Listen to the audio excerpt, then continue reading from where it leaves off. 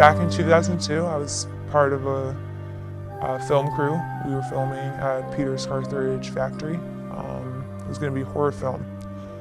As soon as we all got in there and started filming and setting up, people started saying things, but we thought they were lying or making up things because everyone knew the factory was haunted. But there was one night where I had left something.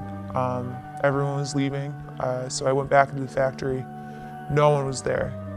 I started hearing footsteps, kind of, put it in the back of my head. Some kid is probably breaking in, trying to look at the horror movie being filmed.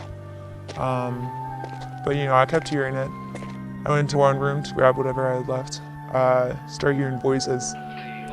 And that's definitely the point that I sprinted out of the factory, quit the film crew, and I've never looked back.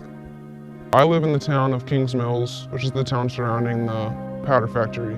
And ever since I was little, I would wake up in the middle of the night and hear it sounded like screams as well as like train noises. The screams, they sounded so distant that I knew it wasn't for someone in my house. I knew that it was far away, but it still seemed close, like it was happening really close to my house. Maybe once or twice a year, I would hear these screams accompanied by like train, like shoes and like train horns.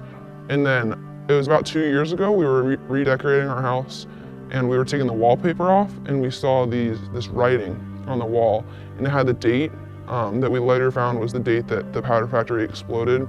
There were cracks all up and down the walls, and written was, it said like, "Too afraid to leave the house, all we hear is just screams and explosions. I haven't heard the train all day." So I still think that those screams that I hear in the middle of the night sometimes and that my family hears in the middle of the night is related to what happened that day at the powder factory.